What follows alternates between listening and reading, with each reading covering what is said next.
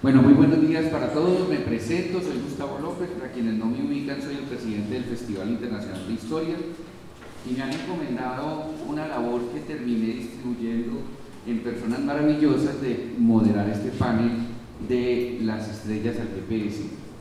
Tenemos unos invitados y una moderación espectacular que me honra que estén en este festival. Estas tres personas maravillosas nos van a hablar de la navegación y cómo la navegación ha representado para el hombre una de las formas a través de las cuales se ha logrado transportar hasta llegar a lugares insospechados, pero sobre todo cómo desde la posición de los astros hasta distintos elementos de hoy o instrumentos han logrado evolucionar en el tema de la navegación. Voy a presentarles quiénes estarán con nosotros hoy. Estoy por aquí, Nara, para que me vean.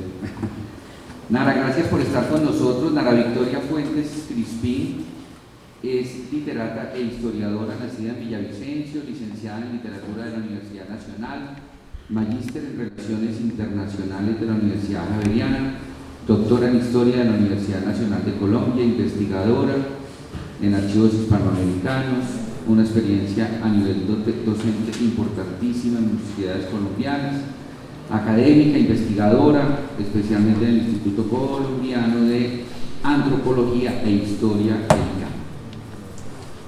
Nara me ha pedido el favor especial de compartir un poco. Hay muchos libros escritos por Nara, pero principalmente algunos de ellos son el Atlas Histórico Marítimo, siglo XVI al siglo XVII, el Atlas del siglo XIX, y algunos libros que están publicados directamente por el ICANN, El sujeto de la historia marítima, Rutas, embarcaciones y pueblos del mar, el diario de Johannes de Laet y el diario del Darién, Revestimientos de una geografía colonial. Estos libros, Nara, entiendo que van a estar disponibles y publicados en el ICANN.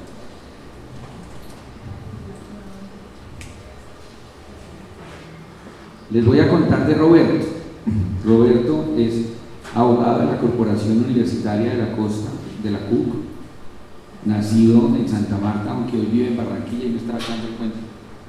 Magíster en Proyectos de Desarrollo Social por la Universidad del Norte, curso de posgrado en Planificación Rural y Urbano Regional por el Centro de Estudios Rurales, doctor en Historia en la Universidad de Vigo, Corporación Autónoma Regional del Magdalena, miembro del Comité Jurídico del Sistema Nacional de Ambiental,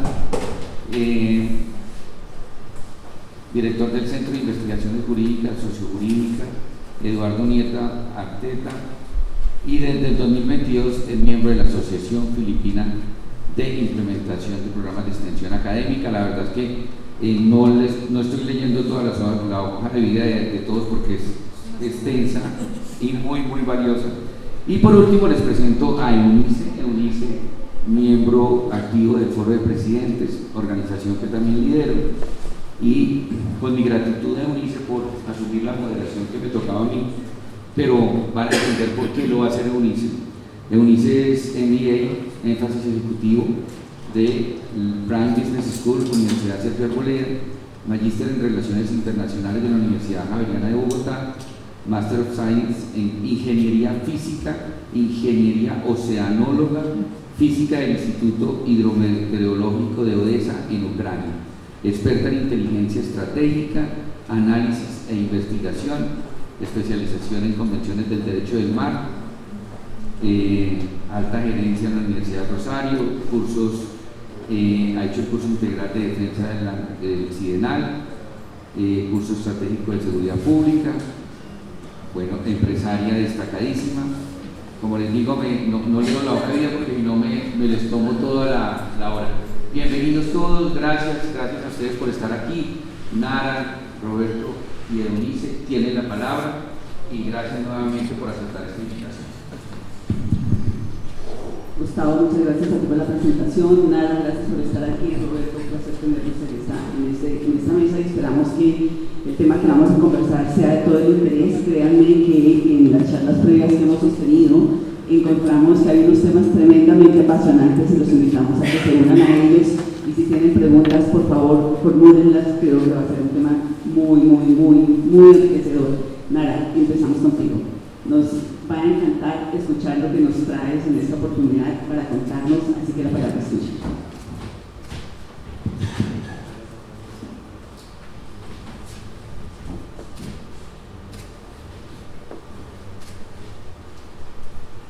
Bueno, de lo que vamos a hablar el día de hoy, primero buenos días, muchas gracias por su paciencia, de las estrellas del GPS.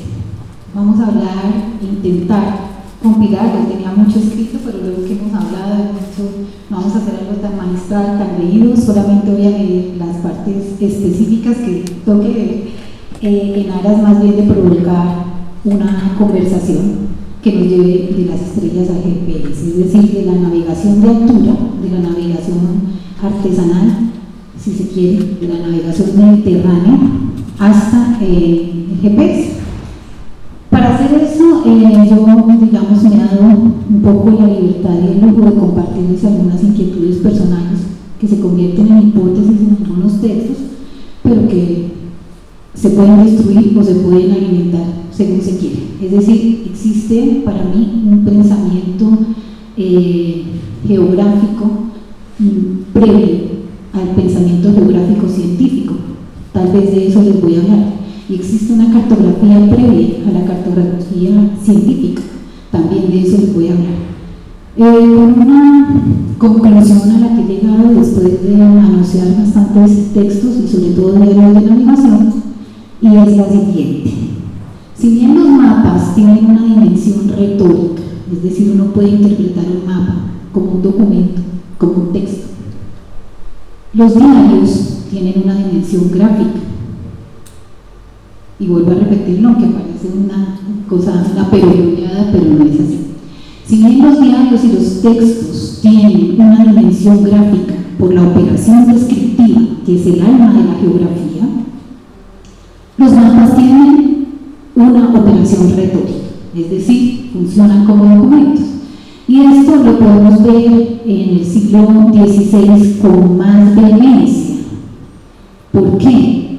Porque el siglo XVI, como ustedes saben, con el descubrimiento de América rompió todas las convicciones técnicas y todas las convicciones ideológicas que se tenían de la navegación. Al romperse la navegación de cabotaje del Mediterráneo, descubrir un mundo, al menos para los occidentales, no para los chinos, no para los vikingos, al menos para la Europa occidental, pues cambia la técnica de navegación necesariamente.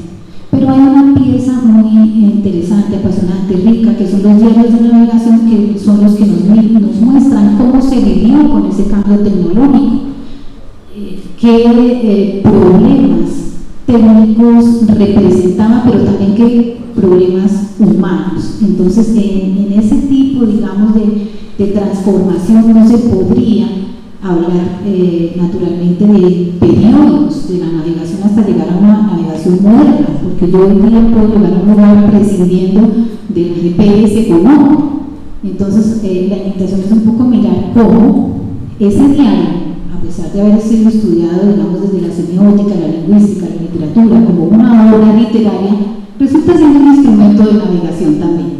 Entonces, el primer mapa que les propongo para ver este aspecto es este mapa que han llamado el primer mapa de las Antillas de Pedro Mártir de Anglería. Pedro Mártir de Anglería es un tipo muy interesante, fue capellán, asesor de Fernando el Católico, fue el último capellán de la reina Isabel y quien organizó su entierro. Además, fue embajador de Egipto contra el Magreb, embajador de España en Egipto, de la corona española. Estuvo siempre detrás de un cargo en Jamaica que nunca ejerció, sacerdote, profesor de cortesanos, geógrafo, cosmógrafo, y hace este mapa que es impactante porque nunca viajó a América. Entonces, esto nos habla de ese primer mecanismo y de esa primera paradoja de dónde salen entonces estos mapas, esta perfección de mapa, que si bien este es un mapa aproximadamente de 1516-18, ya han pasado algunos años de muy pocos, 3 tal vez, de la expedición de Balboa y el descubrimiento del Mar del Sur, pues no está todavía roto el Mar del Sur. sur. Esto es lo que se tiene, esto es contemporáneo. Antonio Herrera, que es el primero que hace los grandes mapas marítimos de América, pero no viajó. Lo fundamental de lo que quiero discutir con ustedes es que no viajó, a pesar de que compuso una de las crónicas más importantes de la historia latinoamericana, que son las décadas del Nuevo Mundo. Muchos geógrafos y cartógrafos hacían estas décadas. ¿Por qué dividían el mundo en 10? No tengo idea. Eso puede tener hasta una explicación cabalística que no viene al caso. Pero dividió en décadas la historia de la geografía hasta el momento escrita por los hispanos sobre el resto del mundo. Entonces aquí empezamos a ver ese afán compilatorio que nos va a acompañar hasta el siglo XIX, ese afán de mostrar todo lo que se conoce del mundo, que nos habla ya desde el XVI, como dice el profesor Hugo Faso, de una primera globalización que al menos estaba en la mente aún de quienes no habían viajado. Este es el poder tan impresionante que tiene la palabra, que es primero el mapa o la palabra. Aquí claramente tiene que ser la palabra. Además, esculcando un poco la biografía de Pedro Mártir de Anglería, hay algo fascinante, y es, bueno, él fue amigo de Colón, conoció a Cristóbal Colón personalmente, conoció los mapas que había consultado Colón, pero también tenía una curiosidad tan grande que él entrevistaba a los marinos, ¿no? Me parece ver como un Mark Twain de la época en un bar recopilando historias de marinos. Eso le hacía a él completar con las experiencias orales todo aquello que no podía completar con datos técnicos sobre estos mapas. Este mapa, por ejemplo, que es de 1547, pertenece a un atlas que lo han llamado rápidamente el Atlas Bayard. El cartógrafo y grabador se llama Nicolás Bayard. La escuela es la escuela de Dieppe, de Francia. Vuelve a darnos la razón un poco sobre este tema de qué pesa más, si la información previa o in situ. Acá, digamos, como en variadas obras compilatorias y atlas marinos europeos, la base cartográfica de consulta son los informes, consultados de manera, informes españoles consultados de manera clandestina o no, por otras nacionalidades y por otros grabadores. El hecho, por ejemplo, de que aquí aparezcan imprecisiones y ausencias topográficas y en cambio ampliaciones ideográficas, como los indios desnudos, los conquistadores vestidos. Aquí nos alcanza a ver, por ejemplo, la hojilla de oro que está puesta sobre sitios para explotar y explorar, y el hecho de la inversión misma del mapa es muy sugestivo. Entonces aquí ya tenemos una primera contradicción científica de la que la doctora Yáñez ojalá nos vaya a profundizar un poco, que es la contradicción entre el norte geográfico y cultural y el norte magnético. ¿Cuál es la lógica de este mapa? Porque está, según nuestros ojos occidentales contemporáneos, puesto al revés. Entonces empezamos a explorar un poco de ese vínculo entre los diarios y las representaciones cartográficas de acuerdo al norte del navegante. Lo que importa es el norte del navegante, y aquí lo que tenemos es que para 1547 había por lo menos diarios de navegación de las primeras expediciones globales, si se quiere. Voy a leer las más importantes que conocían en Dieppe para poder cartografiar de esta naturaleza. Entonces, para aquí, ya habíamos dicho, para 1513, naturalmente el descubrimiento del Mar del Sur de Vasco Núñez de Balboa. 1520, la expedición de Magallanes. Sebastián del Cano, 1924. Álvaro de Saavedra, 1528. Álvaro de Mendaña, 1567, y Pedro Fernández de Quirós ya en 1607. Todos eran diarios de navegación. ¿Quién podía, aún con con todos los recursos económicos que se necesitara, verificar los datos de estas expediciones para este periodo? Creo que nos quedamos con menos de 2 dedos de la mano para contar. El tránsito de esas exploraciones, que si se puede decir transnacionales, es tan importante en la información para los lectores europeos, que puede compararse muy bien con el mismo tránsito que ya para esa misma época había hecho un grupo importantísimo de diarios ingleses y de diarios holandeses. Este mapa representa ese mismo problema, el mismo problema, digamos, del norte geográfico, y yo diría también, si la doctora después me corrige, cultural. Hay un norte también cultural lleno de unos imaginarios interesantísimos sobre lo que es el norte y el sur. Este se llama Mapa o Descripción de la Provincia de Chocó, más o menos datado en 1580, en el cual el cartógrafo demarca el norte con una población extrema, se alcanzan a leerla ahí, llamada Redes. Yo calculé que de pronto podía referirse a Valdivia, pero después dije, bueno, Lima de los Reyes, fundada por Pizarro en 1535, también podría ser por este tema de los Reyes. El sentido del mapa, seguramente tomado de la cronología de algunos de los diarios que les he comentado antes, si lo trazamos con una línea, sigue la siguiente dirección: Panamá, Isla de las Perlas, Isla de las Palmas, Isla Gorgona, Puerto de Buenaventura, Punta Elena, que es una de las favoritas de los diarios de piratas, y Guayaquil. Y cuando uno ve esa ruta, y cuando uno la ve remarcada por Hawkins o por todos los, digamos, diarios de piratas, dice uno, bueno, el norte verdaderamente es la Patagonia, o lo que se llamaba en su momento, después de 1520, la Tierra Magallánica. A mí se me antojó compararlo con el dibujo de Torres García, el gran pintor y escultor vanguardista uruguayo, que en 1943 hizo este dibujo a tinta que se llama Nuestro Norte es el Sur, que ha tenido una gran cantidad, bueno, es un periodo entre guerras, ya sabemos, de connotaciones y sobreinterpretaciones ideológicas, que es, digamos, la resistencia contra el imperialismo cultural y político norteamericano, pero que en verdad estaba marcado, según el diario mismo de Torres García, por una cantidad de inspiraciones de origen indígena para él, es decir, había muchos caminos que le indicaban a él que muchos grupos habían recorrido en este sentido, entre ellos los llamados pueblos patagones, y no en un sentido inverso. No podemos preguntarle a Torres García, pero es evidente que el norte acá es un acuerdo cultural tanto en el siglo XVI como en el XX.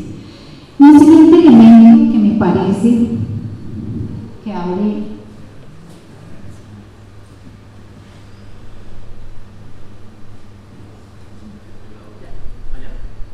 abre la discusión es este mapa, porque cualquiera de ustedes puede decirme, sí, claro, el diario puede funcionar como instrumento muy subjetivo, muy descriptivo, con unos mapas que no tienen escala, que son muy artesanales, para el siglo XVI, es decir, cuando están tratando de solucionar ese bendito problema de que cómo pasamos de la altura a una instrumentación que no está muy segura. Para ese momento existen ya primeros tratados de la esfera, primeros tratados de la aguja para solucionar esos problemas técnicos. Hombre, pero en el 18 ya no puede ocurrir eso. Bueno, este mapa es del siglo XVIII y nos pone, digamos, nos cuestiona sobre si cuando apareció la instrumentación, que el experto que es Roberto nos va a hablar de esta instrumentación, se redujo esta subjetividad, se redujo el uso, digamos, de las descripciones y todo se fue volviendo más científico. Yo pienso que no, que los textos siguieron conviviendo, los diarios y los documentos siguieron conviviendo con los mapas. Este mapa le pertenece al Atlas de la América Septentrional de el señor Juan López. Juan López es hijo de Tomás López. Los López son cosmógrafos del rey, son gente que tiene información privilegiada en España. Pero este mapa es una locura, porque como ustedes pueden ver, lo que el mapa prioriza es el Golfo de México. Y el método, dice López, de juntar información previa, cualquiera, nuestro colega es Samario, cualquier Samario va a decir qué hizo. Redujo la provincia de Santa Marta junto a la de Riohacha bajo el nombre de Tayrona y la hizo colindar con el Golfo de México. Luego hizo elogios como el que se hace de algún lugar recóndito del oriente, elogiando excesos de oro, piedras preciosas y una prolífica lista entre la cual figuraban las porcelanas, el jaspe, el mármol y el lapislázuli. Una llamativa decisión editorial de López consiste en que elimina el límite de la ciudad de Santa Marta con el mar y la obliga a colindar con el Golfo o el Seno mexicano. Esto desorientaría a un lector confiado, tanto como la peregrina localización que hace de nombres imprecisos que se pierden en una escala difusa. Estos desaciertos en el mapa contrastan con la florida prosa con la que López elogia la bahía en palabras que parecen de un marino real, entre comillas así, es decir, de alguien que ha viajado. Comillas. Esta bahía tiene un lugar sano, con un puerto bastante ancho y cómodo para los navíos. Tiene una montaña enfrente que la resguarda de los vientos, lo cual nos es conveniente. Y es medianamente profundo, sin bancos de arena ni peñascos. Cierro comillas. La sorpresa es que López nunca viajó a América. López continúa alimentando el imaginario de un universal Golfo de México que parece absorber, difuminar hasta el olvido, si se quiere, la bahía Samaria, y por el camino borra las penínsulas centroamericanas y las grandes islas como Jamaica.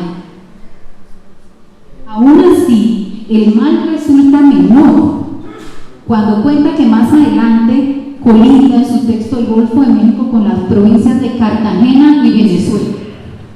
En la introducción del Atlas ya había anunciado que el objeto principal de su obra era tratar todas las pertenencias del rey en América.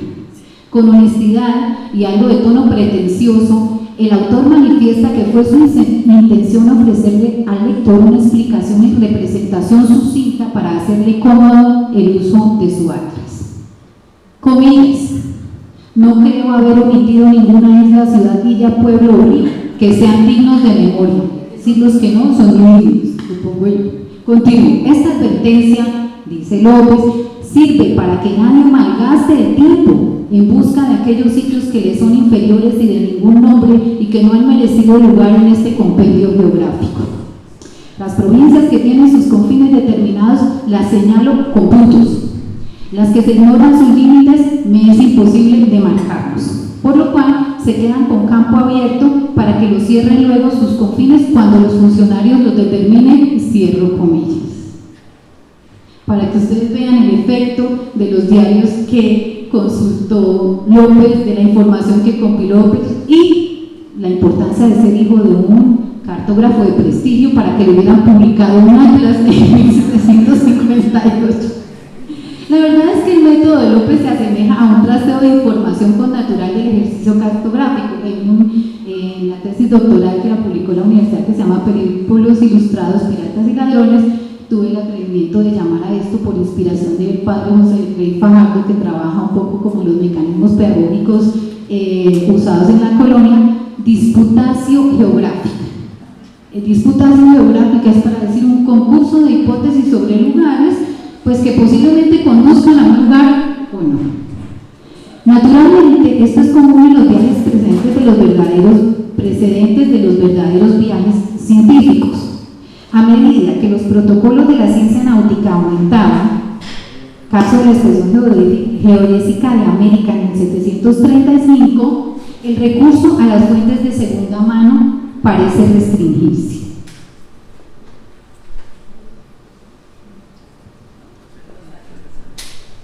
Este es otro caso bien interesante que ya les había mencionado un poco, que son los diarios ingleses. Los diarios ingleses nos muestran otra tensión retórica bien interesante, y es qué tan efectivo era lo que los cartógrafos llamaban el sigilo militar. Pues como sabemos, en 1505, con el establecimiento de la casa de contratación, una de sus primeras labores era justamente recopilar a través del padrón real y otros mecanismos toda la información geográfica disponible de ultramar. Sin embargo, todo parece indicar que más rápido que tarde, y en especial los holandeses, en el libro de Johannes de la E tratamos un poco de demostrar esa hipótesis, vendían por debajo de cuerda o trasteaban este tipo de información, lo cual, digamos, facilitaba especialmente a los ingleses el acceso ilegal a estas rutas. Hay dos obras en las que ustedes pueden divertirse mucho y que si no las conocen pues se las recomiendo. La primera de ellas es The Principal Navigation Voyage and Discovery de English Nation, que es la obra principal de Richard Hakluyt, que es una compilación de los principales diarios de piratas y de correos de piratas que incluso fueron usados para justificar ante el Parlamento inglés inversiones importantes como la de los escoceses en el Darién. Y la otra es esta que ven en pantalla, que es el diario de Rindos y Bartenechea. Se llama más o menos traducido, para no leer todo ese extenso título, el Atlas Bucanero. Entonces, en el Atlas Bucanero lo que vamos a encontrar justamente son diarios, fragmentos de diarios, pero también mapas, que este es un mapa anónimo encontrado acá en el Archivo General de la Nación, muy cercano, contemporáneo quizá a este atlas, que uno empieza a pensar si era información de segunda mano y no de primera, de dónde salía esa capacidad o ese conocimiento para poder delinear estos mapas. En ese sentido, vuelvo a insistir en que uno creería que los mapas oficiales son menos artesanales que los clandestinos, pero miren la contradicción de lo que hemos visto con el caso de López. Miren la precisión de este mapa del Darién, que es un mapa inglés clandestino y sin autor expreso, y miren este mapa de 1774 de Andrés de Ariza, que es gobernador de la provincia del Darién. ¿Qué es este relajo? Entonces, ¿por qué este señor no me muestra a mí un mapa con todas sus escalas y toda la tecnología que yo tengo? Pues ya han pasado 30 años de la expedición geodésica, ya se han fundado las academias de guardamarinas en España, ya un funcionario como este ha recibido formación en matemáticas, en manejo de instrumentos, y además ha sido marino para poder ejercer nomás la navegación para poder detentar su carga. ¿Qué es lo que pasa con este mapa? Este es un mapa que sustenta un documento muy interesante. Volvemos a esta hipótesis del maridaje entre documento y mapa, que se llama Comentos de la rica y fértil provincia del Darién. Este mapa es un mapa de escritorio, un mapa personal, es un mapa de problemas. Tengo el Mar del Norte, tengo el Mar del Sur, pero no me interesa ver los bordes del mar, me interesa ver el territorio. Y tiene una cantidad de convenciones que a mí se me hacen fascinantes, que las pueden encontrar. El favor que le había pedido a nuestro amigo Gustavo era que les mencionara que este libro está descargable como un regalo para todos ustedes que hace el ICANN, que es este libro que lanzamos en la pasada Feria del Libro, que se llama así, Diario del Darién, revestimientos de una geografía colonial. Ustedes entran a la página del ICANN y lo pueden descargar. Hay como unos 20 y creo mapas del Darién que explican que estos mapas, que los estudiosos llaman mapas manuscritos por el exceso de información escrita dentro, pero que no es esa la única connotación que tiene el hecho de manuscrito, tienen una carga ideológica interesantísima. Entonces, en ese libro que colgamos allí en la página del ICANN, se menciona una cantidad de hechos que yo después vi representados acá. De hecho, el diario del Darién que trabajamos para ese libro es el diario de la expedición al Darién de 1761 de Antonio de Arévalo. Pero fíjense que Andrés de Ariza en 1774 representa todos los problemas que ya estaban anunciados por Arévalo. Por ejemplo, por los puntos que él delinea, son caminos de los indios, son caminos, son trochas que acortan, son senderos secretos, y los problemas, ¿no? Entonces están los ríos y están los problemas. Por ejemplo, los nombres de los caciques, hay ciudades también, pero me llama mucho la atención, por ejemplo, que dice viaje que hizo William Dampier para buscar las minas de Cana. William Dampier, el gran pirata, que está compilado en el Atlas Bucanero de Jacluy. Es decir, vemos un funcionario en 1774 citando fuentes inglesas.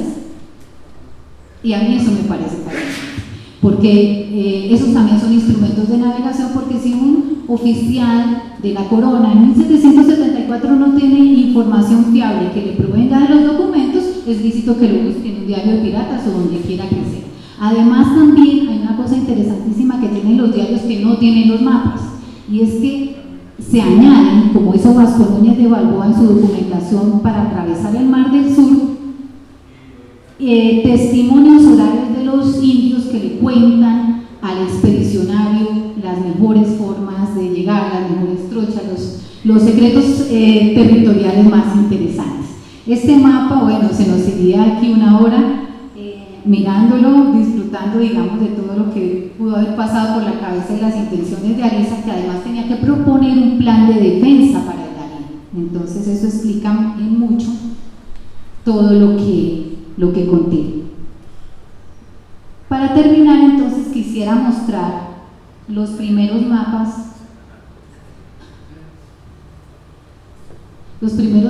de San Andrés y Providencia.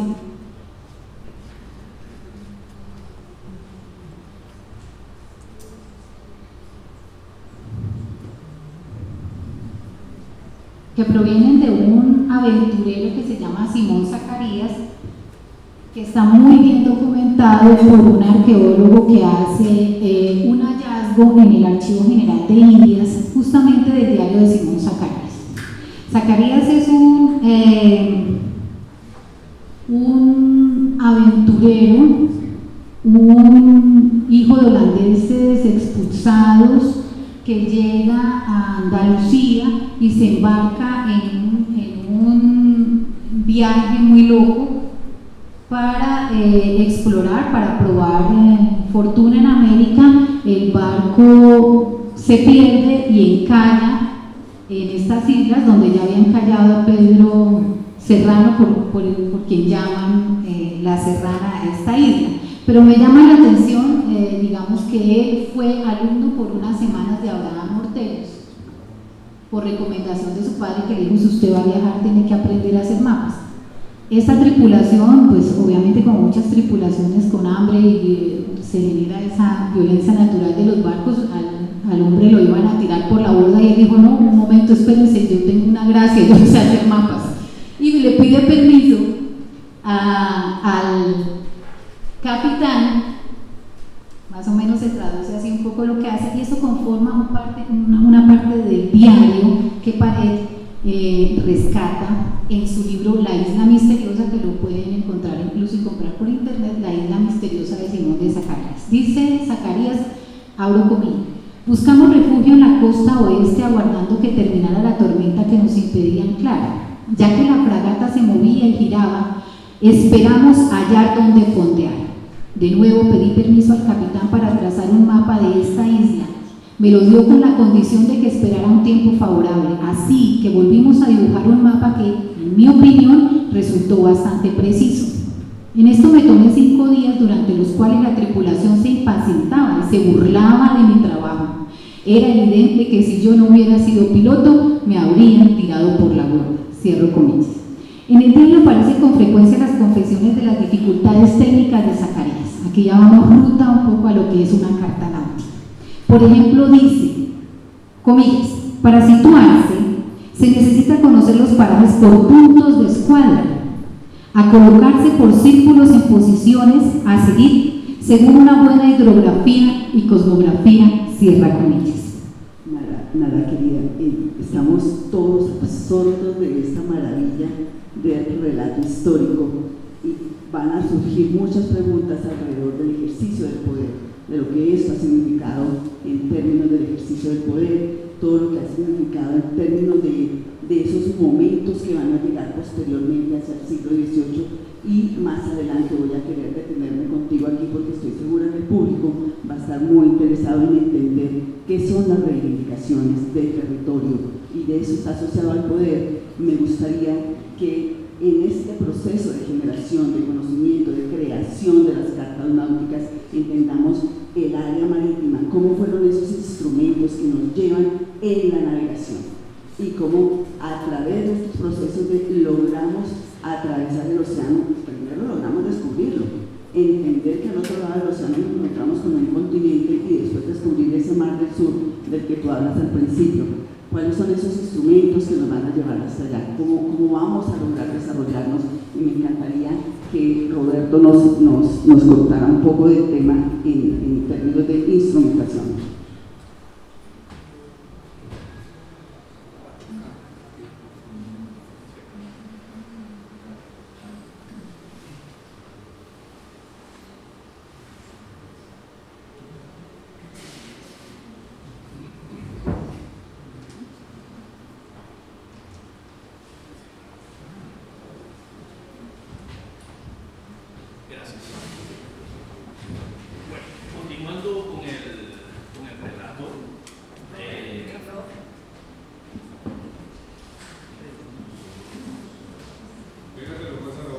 ¿Hola? Ahora sí.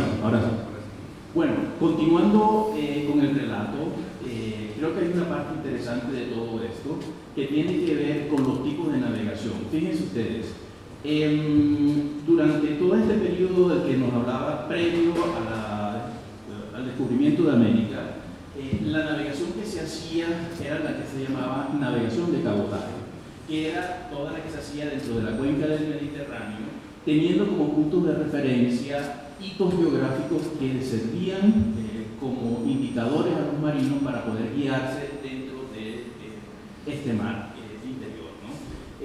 Obviamente ya se había desarrollado enormemente todo lo que tenía que ver con la navegación astronómica, con el conocimiento de las estrellas, dando lugar precisamente a este tipo de navegación en donde los astros eran los que guiaban durante la noche la navegación de nuestros marinos por este tipo de situaciones. Y finalmente, ya entrado bien adelante en el siglo XX, la navegación se convierte en una navegación de tipo electrónico. Actualmente, cualquiera tiene acceso a este tipo de información.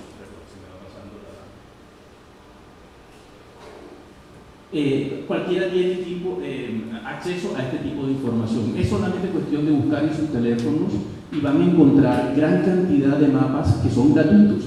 Incluso cuando estamos aquí en Villa de Leyva y vamos a buscar el restaurante, simplemente recurrimos al GPS, ¿no? Y le preguntamos al GPS, ¿dónde queda tal restaurante? Y él nos dice, mire, tantas cuadras aquí, tantas cuadras allá, y usted ha llegado a su destino. Es una cosa maravillosa. Es el fruto de la tecnología, pero la pregunta es cómo hemos llegado a este punto en donde eso se facilita de esta manera, ¿no? En este sentido tenemos que los instrumentos son de diferentes tipos. Nara nos ha ilustrado extensamente todo lo que eran los diarios, los relatos de viaje. Tenemos todo lo que tiene que ver con la instrumentación, es decir, los relojes, los sextantes, los cronómetros, etcétera, etcétera. Las cartas náuticas que estaban perfectamente relacionadas con lo que nos comentaba Nara de ese matrimonio entre el diario y la representación geográfica, las naves, que son un mundo aparte y que a partir del descubrimiento de América tuvieron un desarrollo verdaderamente vertiginoso hasta llegar a lo que tenemos hoy en día, incluso los barcos que llamamos post-Panamá, es decir, aquellos que ya no pueden pasar por el canal de Panamá porque son demasiado grandes, que son verdaderos monstruos de tecnología que pueden llevar cantidades ingentes de mercancía, ¿no? Y por último también tenemos las ayudas a la navegación, que son lo que tiene que ver con los faros, con las boyas, con las balizas, que son los elementos que garantizan la seguridad de la navegación en circunstancias en donde la navegación se convierte en una fuente o un modelo de negocio de grandes proporciones y que por lo tanto que se deben garantizar ciertas medidas de seguridad de que la mercancía va a llegar efectivamente a su destino. El astrolabio, por supuesto, marcó un antes y un después en todo el proceso de la navegación. El astrolabio es un instrumento muy antiguo que se atribuye a Apolonio de Perge en Alejandría, incluso antes de Cristo, y es un instrumento en teoría bastante sencillo, a través del cual se puede medir la angulación entre un punto y un astro, en este caso normalmente el Sol, y con base en eso se calcula la latitud y podríamos decir que nos ayuda a llegar. Este proceso ha tenido, este proceso ha tenido una evolución que va a lo largo del tiempo, pero solamente es hasta el siglo XVIII cuando, digamos, comienza un proceso de perfeccionamiento. Y aquí nos aparecen tres personajes que son claves en esto: el señor Robert Hooke, Isaac Newton y John Hadley. El señor Hooke fue un científico, fue matemático, fue astrónomo, fue el creador de la Royal Society en Inglaterra y, de acuerdo con las crónicas, fue un acérrimo enemigo de Isaac Newton con su teoría de la gravedad, ¿no? Las crónicas hablan de una disputa entre ellos secular. Ahora se está haciendo una nueva historiografía en donde se está reivindicando la figura del señor Hooke, que también tenía una fama de mal geniado, de mala persona, etcétera, etcétera, pero que todo parece indicar a través de sus diarios, que se han descubierto hace muy pocos años, que no era tan real, con lo cual apreciamos allí una disputa entre estos dos personajes. De hecho, Newton posteriormente fue presidente de la Royal Society e hizo todo lo posible por ocultar el legado del señor Hooke. Con lo cual ya vemos que incluso entre estos personajes encumbrados de la ciencia, las rencillas están a la orden del día, ¿no? Y finalmente, el señor Hadley recogió todas las teorías de Newton y de Hooke y creó el instrumento que es el sextante. El sextante, digamos, que viene siendo ya la versión más sofisticada del mismo astrolabio que lo que utilizaba era la angulación entre un astro y un punto fijo para poder determinar distancias, ¿no? El cuadrante, el octante y el sextante son al mismo tiempo productos más o menos del mismo tiempo o contemporáneos, pero que manifiestan una evolución en el instrumento. Ya, incluso con la fotografía lo podemos ver, que el tipo de instrumentos va teniendo una evolución tecnológica, inclusive agregándole la parte óptica al aparato, lo cual da mayor precisión al momento de la ubicación de un punto, ¿no? Este tipo de instrumentación, ya lo vemos allí en las imágenes, nos muestra cómo se hacía el procedimiento, poco más o menos, tomando en consideración un punto fijo, el astro, el horizonte, y a través del cálculo de ese ángulo podíamos llegar a ubicar la posición de la nave en un momento determinado, ¿no? Esto nos muestra un poco cómo ha sido todo ese proceso de evolución, ¿no? Desde la creación de la Academia de Ciencias de Francia, la expedición para la medición del valor del grado del meridiano en el Ecuador en 1736 por Jorge Juan y Antonio Ulloa, hemos tenido una evolución ciertamente impulsada por las coronas del momento, en donde tenemos algunos hitos que son muy importantes, como por ejemplo la expedición Malaspina de 1789, que se constituyó en una expedición supremamente importante para la corona española, porque su connotación tenía dos vertientes. Por un lado, conocer efectivamente qué era lo que tenía la corona española, y por lo tanto tenía también una connotación de tipo político. Es decir, si tenemos todo este territorio, ¿cómo podemos administrarlo si no sabemos exactamente qué es lo que hay en el territorio? Entonces, de aquí este tipo de expediciones tuvieron una importancia enorme. Desafortunadamente, la expedición Malaspina tuvo un mal final, en el sentido de que el señor Malaspinas intentó conspirar en política y le fue supremamente mal. Y por todas estas cosas de la política, su legado fue ocultado básicamente, y fue muchos años después que comenzamos a tener noticias ciertas sobre los documentos que salieron de la expedición Malaspina. Tenemos el caso de la expedición para la creación del Atlas de la América Septentrional, que fue encargado a Luca y a José Francisco Fidalgo, y que se constituye básicamente en la bisagra de esta charla que vamos teniendo hoy en día, en donde Nara nos ha contado cómo fue todo ese proceso previo a la expedición Fidalgo y cómo todo este proceso de instrumentalización dio como resultado que la expedición Fidalgo a finales del siglo XVIII nos diera una cartografía verdaderamente sorprendente, muy técnica, muy acertada.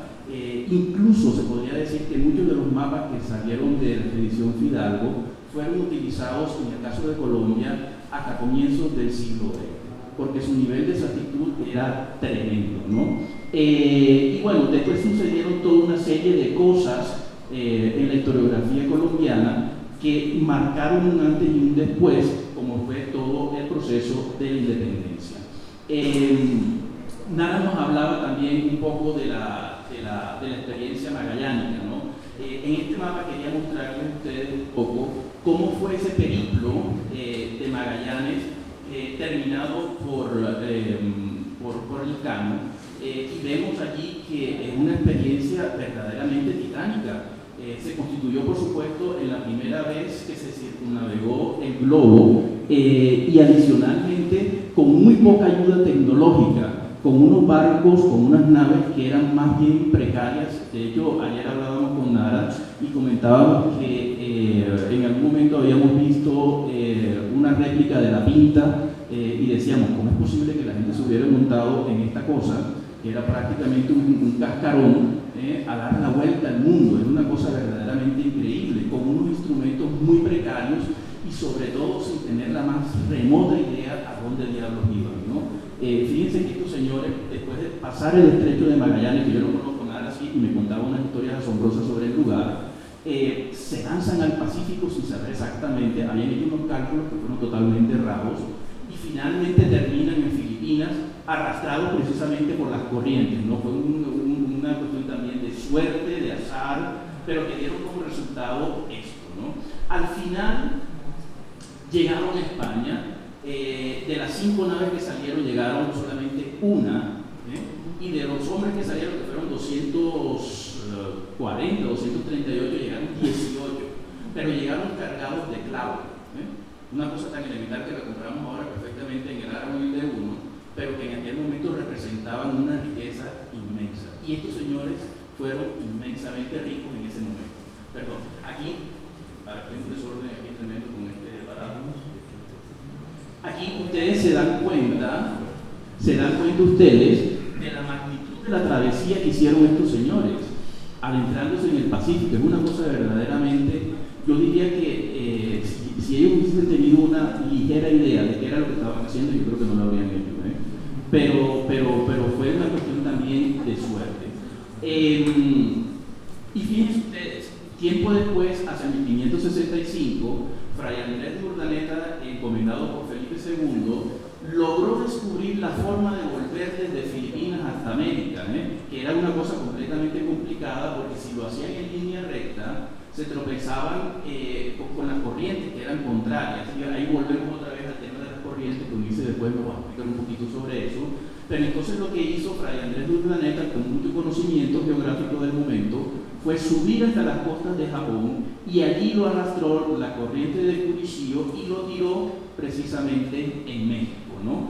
Y se completó esta ruta, y por lo tanto comenzó lo que nosotros ahora conocemos como la globalización, porque fue la conexión de Oriente y Occidente a través de una ruta medianamente segura, constante y sistemática. Y todo esto, digamos que para 1565 la instrumentación que tenían era verdaderamente precaria, ¿no?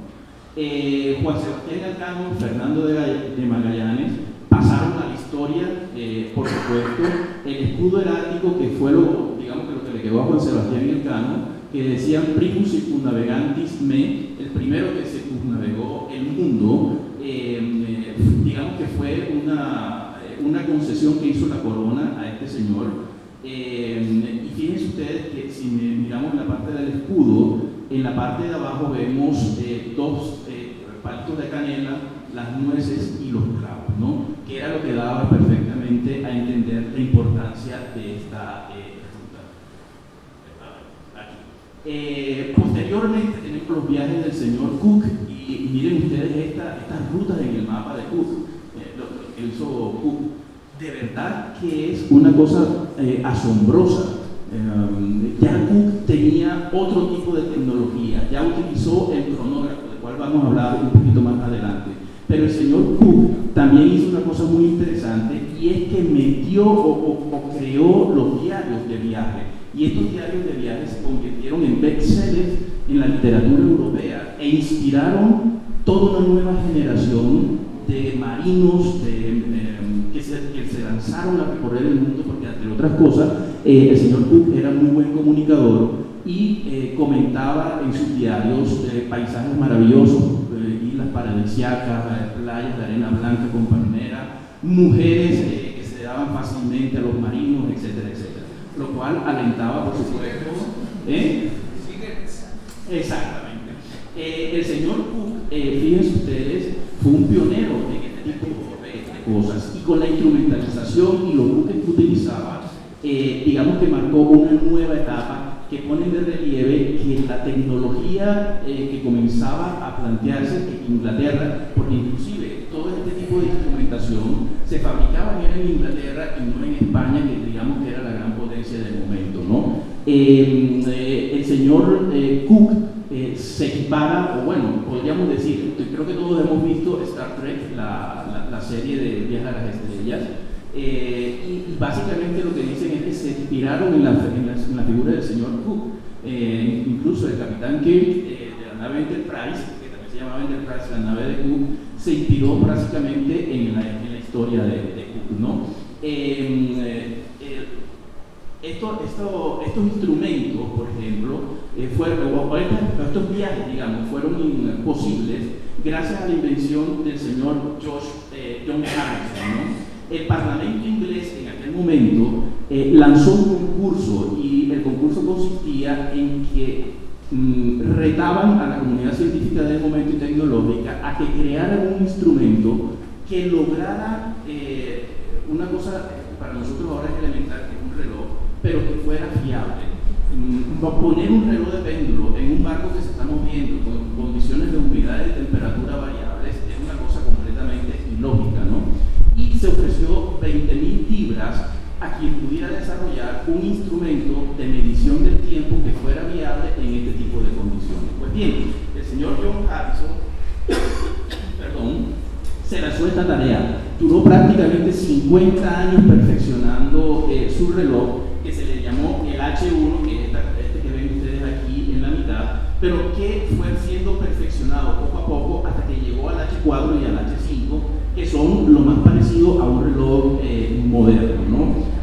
Como anécdota, al señor Harrison nunca le pagaron los dichosos 20.000 libras. El Parlamento siempre dijo que todavía necesitaba más perfeccionamiento, a pesar de que ya el señor Cook lo había probado con mucha fiabilidad, y al final de su vida le entregaron 9.000 libritas, y con eso fue que el señor terminó sus días, ¿no? En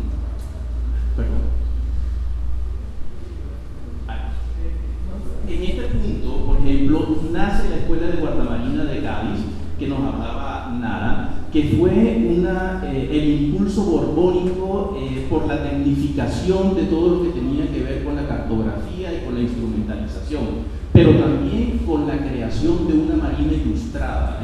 Hay algunos relatos que hablan, por ejemplo, de las asignaturas que veían los estudiantes de la Escuela de Guardamarina de Cádiz, y a mí me llamaba poderosamente la atención porque dentro de la astronomía, geografía, trigonometría y todas esas guías, también veían danza.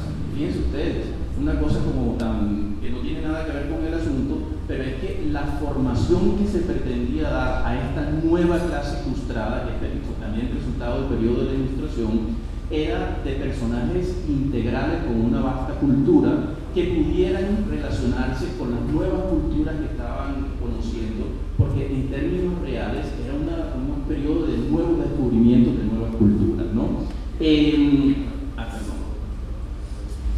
Bueno, aquí nos vemos un poquito con la expedición Magallanes, la expedición Malespina, pero volvemos al punto de Fidalgo. Fíjense ustedes, cuando se encomendó la expedición Fidalgo, se sucedieron cosas muy interesantes, y una de ellas fue que las naves fueron construidas ex professo para la expedición, es decir, con unas características muy específicas, y tanto Fidalgo como Churruca intervinieron activamente en diferentes tipos de tecnología, recomendando cosas específicas sobre el tipo de timón, de velas, de cuerdas, de cabos, etcétera, etcétera.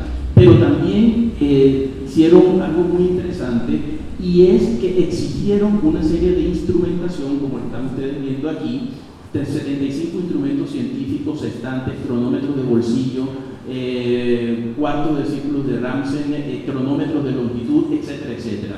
Y esto pone de relieve un interés de la corona borbónica, digamos, creo yo, que en los estertores ya de su reinado, y en el advenimiento de un nuevo periodo que era el periodo de la independencia, del desligue de la corona, o de los nuevos territorios, o de los territorios hispánicos con la corona, y entonces a través de la ciencia se trató de atajar un poco este tipo de cosas, ¿no? La expedición Fidalgo dio como resultado una serie de mapas muy interesantes.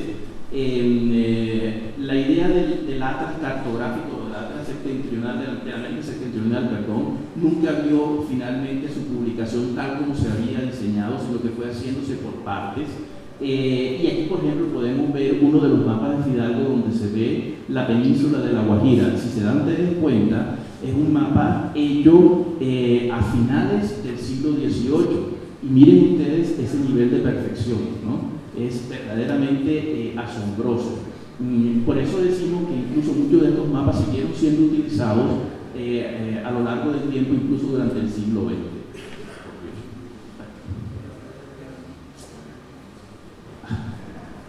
Bueno, ya comenzado el siglo XX, y con el advenimiento de la electricidad, entonces comenzamos un proceso muy interesante, que fue el de la aplicación de la electricidad a todo este tipo de circunstancias, y comenzamos con los primeros radares. Fíjense ustedes este tipo de aparatos supremamente portátiles, por lo visto, y utilización de toda una serie de instrumentación que en su momento debió ser absolutamente compleja, y el principio del radar, es decir, el envío de una onda que rebota y vuelve otra vez a su punto de origen y nos permite calcular una distancia, es lo que nos ha llevado precisamente a esto que es lo que tenemos hoy en día, que es la cartografía digital, pero sobre todo en este caso es la imagen de radar, donde nos muestra cuál es el punto de ubicación de la nave y todo lo que hay a su alrededor, con una precisión verdaderamente impresionante. Para los años 50, para 1954 exactamente, el submarino nuclear Nautilus hizo una cosa verdaderamente asombrosa. Estamos en plena Guerra Fría, y lo que hace el Nautilus es un experimento: navegar el Polo Norte sin salir a la superficie, porque esa era la gracia, utilizando la figura del radar y del giroscopio. Y fíjense ustedes que el experimento salió perfecto. En cuestión de 2 semanas se hizo todo el recorrido y volvió a emergir a la superficie en Groenlandia, sin haber asomado a la superficie un solo momento, ¿no? Y esto fue una cosa verdaderamente novedosa para la época. Ahí vemos más o menos el aparato que fue utilizado, el giroscopio con el acelerómetro y otra serie de instrumentos que permitirían calcular distancias a través de ondas. Y vemos como curiosidad el momento exacto en que se registró el paso del Nautilus por el polo norte magnético, ¿no? Posteriormente, durante finales de la década de los 50, Rusia hizo una cosa supremamente interesante, que fue el lanzamiento del Sputnik, el primer satélite humano que comenzó a circunnavegar en la atmósfera terrestre, ¿no? Fue un hito que marcó la guerra, esa guerra soterrada entre los dos grandes potencias que eran Estados Unidos y Rusia por la conquista del espacio. Y lo traigo a colación porque ese fue el germen de lo que es la cuestión de los satélites, ¿no? Actualmente tenemos 24 satélites oficialmente establecidos que están en la atmósfera terrestre, y que nos marcan la posición y que nos permite encontrar el restaurante dentro de un ratito cuando vayamos a almorzar. Pero fíjense ustedes, nos permite también una posición exacta a través de triangulación de un elemento en tierra, precisamente a través de las ondas del espacio, ¿no? Transmitidas a través del espacio. Y esto es básicamente la información que nos transmite actualmente el GPS. Una cosa verdaderamente maravillosa, pienso yo, que habría hecho el Canon con esta instrumentalización, a dónde no habría llegado, qué no habría descubierto, ¿no? Entonces se hubiera quedado absolutamente pequeño si lo hubiese tenido. Bien, básicamente era lo que quería mostrarles. Ahora,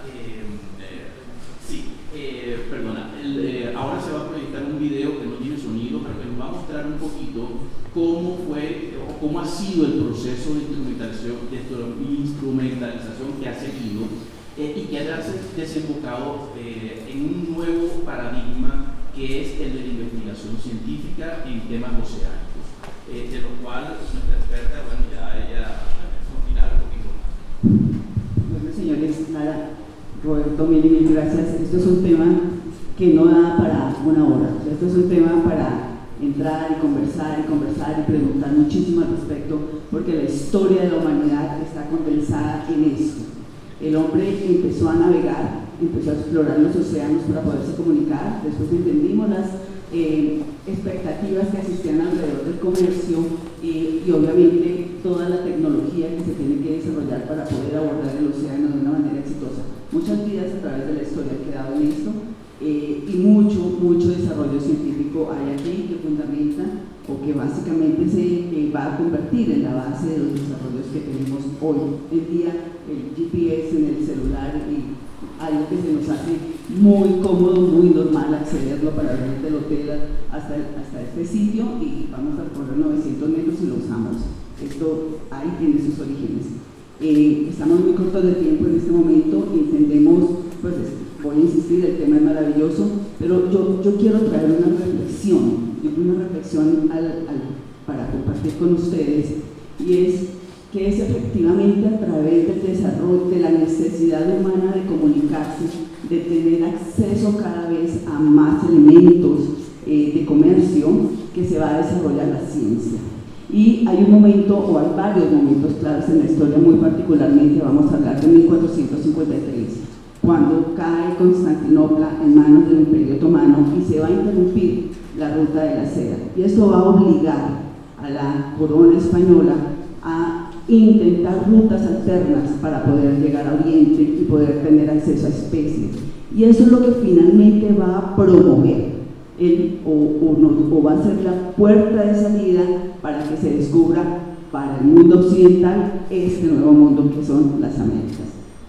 Y alrededor de eso se va a construir todo un desarrollo tecnológico para poder llegar hasta estos lugares sin entender muy bien qué era lo que estaban haciendo, con muchos golpes de suerte, porque lo hicieron en la época correcta, entonces no se hundieron porque no había huracanes, lo hicieron en la época de huracanes, no se encontraron con un huracán, porque se subieron a unas corrientes marítimas de superficie que les permitieron llegar a un puerto que lograron sostener unas embarcaciones tan pequeñas y realmente sorprendentes de cómo lo lograron en la Pinta, en la Línea y en la Santa María, pero adicionalmente la tecnología alrededor de ello.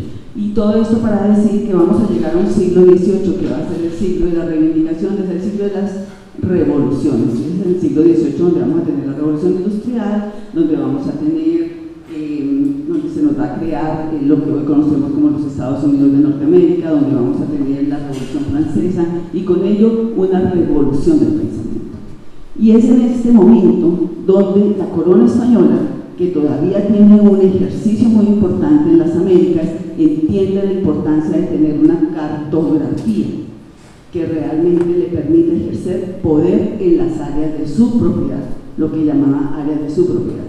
Y es Fidalgo quien le va a otorgar a la corona esta capacidad de identificar sus territorios, pero además la necesidad de invertir en ellos.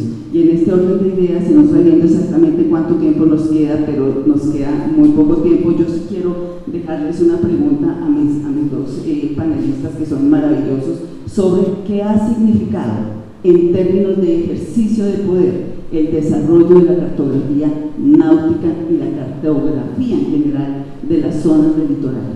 Porque después vamos a entender que es esta capacidad de entender lo que tengo lo que me va a permitir ejercer el poder que ejerzo.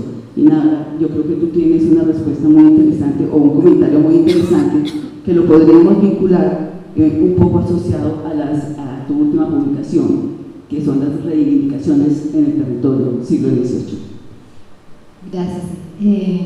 Bueno, el siglo XVIII es un siglo apasionante porque es un siglo de persistencias en el sentido, digamos, de la conservación del imperio de ultramar, pero también es el siglo de la visibilización de las resistencias que han venido desde el siglo XVI. Particularmente en el caso que recientemente estudiamos del Darién, por ejemplo, vemos que la resistencia indígena rebasó la independencia y alcanzó a todo el XIX a la consolidación del Estado.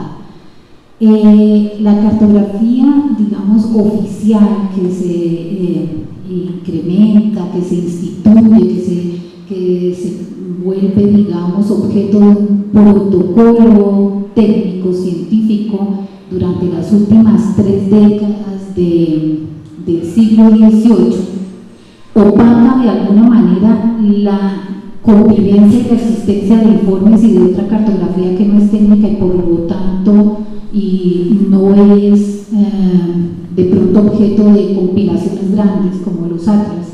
En el nuevo Atlas Histórico Marítimo, el que hicimos con el ICANN y lanzamos ahora en la Feria del Libro, lo que hicimos fue intentar combinar, para tu pregunta sobre las persistencias, las resistencias del territorio, este tipo de cartografía como la de Fidalgo, que efectivamente en Fidalgo, pero también Antonio de Arévalo, Torres y Miranda, es decir, una serie de cartógrafos ilustrados que ya usan toda la tecnología y todos los protocolos científicos.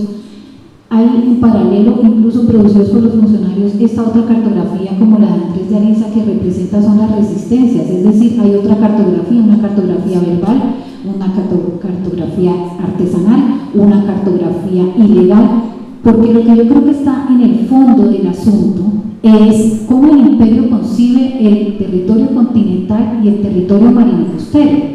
Incluso posterior a la independencia, en el Atlas del siglo XIX, que le sugería yo a Gustavo que lo mencionaras porque es descargable, libre, en cualquiera lo puede descargar, de la Comisión Colombiana del Océano, el Atlas Histórico Marítimo del siglo XIX, mostrábamos justamente que aún con la consolidación del Estado siguen siendo territorios en los cuales persiste una tensión, y eso es prácticamente lo que estamos viviendo actualmente. Es decir, yo creo en la multiescalaridad, que es un concepto de Jérôme, que es un urbanista francés, pero que sirve muy bien para explicar lo que pasa en el espacio marino costero. No podemos hablar de una territorialidad del espacio marino costero. Estos ejercicios cartográficos de finales del siglo XVIII, de todo el periodo borbónico, son ejercicios de control del imperio, pero no necesariamente es el único territorio, ¿no? Entonces me parece que combinen dos cartografías, una que no está como, me encanta lo que habla Carl Offen, por ejemplo, de las cartografías verbales, de las cartografías indígenas, de otras cartografías que además empujan la necesidad de cartografiar, ¿no? Alguien puede decir con justicia que lo que hay al final del periodo colonial y lo que hay a inicios del siglo XIX es una reacción tardía por conocer y reconocer los territorios, o más bien las territorialidades, porque las territorialidades, recordemos que es una noción distinta a territorios, son los territorios que se construyen con base en las actividades.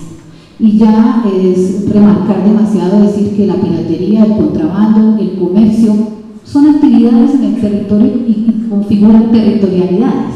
Entonces, es interesante mirar que la cartografía no se circunscribe porque evolucione la tecnología a ser la única representación, menos a una representación oficial del territorio. Lo que tenemos son mapas políticos, que es otra cosa, pero lo que tenemos son múltiples territorialidades y múltiples cartografías y también múltiples técnicas, porque sigue habiendo en el 19 mapas en escala. Por ejemplo, los mapas de José María Restrepo, los primeros mapas políticos de Colombia, lo que se puede llamar el protomapa nacional, ¿cierto? Pues está construido también un poco mirando hacia atrás con la noción de provincia, que es una noción colonial, pero también empieza a reconocer los poderes internos, los poderes regionales, y entonces pues son los mismos territorios, pero son otras cartografías en transición. Yo creo que es muy bonito el tema ideológico de la cartografía, porque si lo vemos hoy día el mapa político de Colombia ha tenido múltiples cambios. Otra cosa es que nosotros no lo vemos sino desde el continente, pero si lo viéramos desde el territorio marino costero sería fascinante, y eso yo creo que Roberto tiene muchísimo que decir y lo trabaja mucho con sus estudiantes, el caso de San Andrés, Providencia, Centroamérica mismo. Esta noción, digamos, es cambiante, y sobre todo porque tenemos colindancia con dos mares y dos costas absolutamente dinámicas, ¿no? Entonces yo creo que hay que pensar también un poco desde el punto de vista, tú me corregirás que eres oceanógrafa, desde el punto de vista determinista, que aún a veces lo juzgan por determinista, todo el mundo le tiene miedo a la palabra determinismo geográfico, pero me parece que es la cosa más connatural.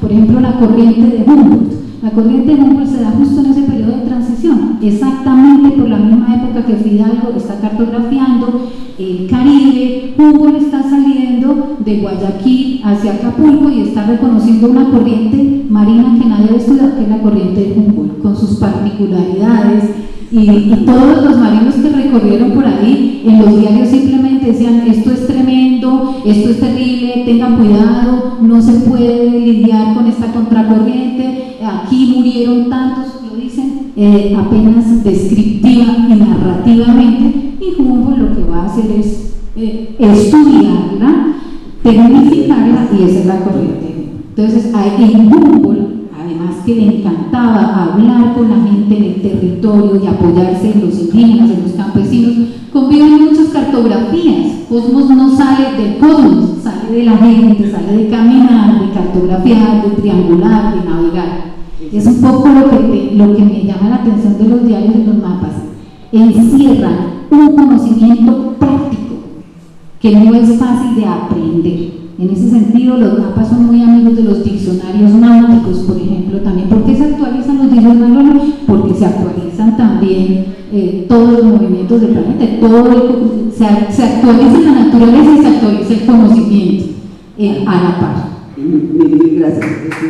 Nos damos cuenta, no hay una pregunta que pueda tener una respuesta breve, porque abrimos el espacio para tratar de entender lo que ha significado la historia. Ya te doy la palabra. Yo quiero realmente agradecer todo el enriquecimiento que le está dando a este auditorio sobre el valor de la construcción de la carta, lo que hay detrás en términos no solamente de técnica, sino en términos sociales y construcción de cultura. Es realmente fascinante y tendríamos aquí mucho más. Y efectivamente, solo para decir, la oceanografía como oceanografía se empieza a acuñar o a estudiar ciertamente es en el siglo XVIII. Vamos en el siglo XVIII a entender que habían otros elementos que estaban marcando la ruta, y empezamos con el estudio de la oceanografía, pero eso nos daría para otros temas de conversación.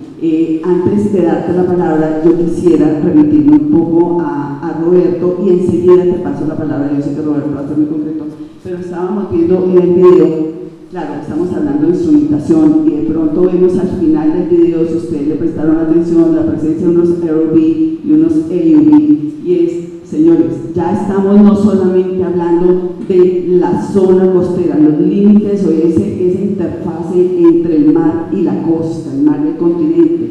estamos hablando de la exploración de fondos marinos, y cuando hablamos de exploración de fondos marinos, quiere decir entramos en el subsuelo marino. Es otro mundo que se ha desarrollado a partir de lo que veníamos viendo. El astrolabio fue el primer paso de lo que hoy son los ROV y los AUV, que nos están ayudando a la exploración y a comprender, como lo dice Nara, que la territorialidad va mucho más allá de la comprensión misma del territorio. Roberto. Efectivamente, es una nueva frontera.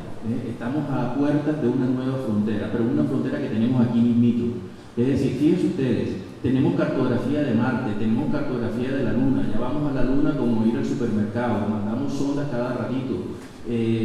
Sin embargo, no conocemos lo que tenemos debajo de nuestras aguas oceánicas. La nueva frontera es la minería oceánica. Allí están todas las fuentes de minerales que nos permiten tener precisamente los materiales y las materias para la tecnología, los teléfonos, las tierras raras. Y esto es, digamos, un nuevo paradigma político también, porque de acuerdo con la Convención de las Naciones Unidas para el Derecho del Mar, lo que está por fuera de las fronteras nacionales, en el suelo y en el subsuelo, es patrimonio común de la humanidad. Pero eso nos plantea unos retos jurídicos enormes que no son materia de esta conferencia, pero nos plantea unos términos jurídicos enormes. Si eso es patrimonio común de la humanidad, quiere decir que cada una de esas piedritas que hay por allí nos pertenecen a todos y cada uno de nosotros. La pregunta es, ¿quién lo va a hacer? ¿Cómo lo va a hacer? ¿Con el permiso de quién? Y sobre todo la parte más complicada, ¿cómo se van a repartir los beneficios sobre esa explotación? Y adicionalmente con toda la carga medioambiental que eso trae, porque todavía no sabemos cómo funcionan esos ecosistemas, pero ya vamos a ir a depredarlos, ¿no? Y qué consecuencias va a tener eso a futuro, no solamente para nosotros en este momento, sino para nuestras generaciones futuras y para la humanidad. Eso es un nuevo reto, que eso daría para otro festival completo, ¿no? Creo que al fondo había una persona que quería hacernos una pregunta, si le podemos acercar un micrófono. Y con esto...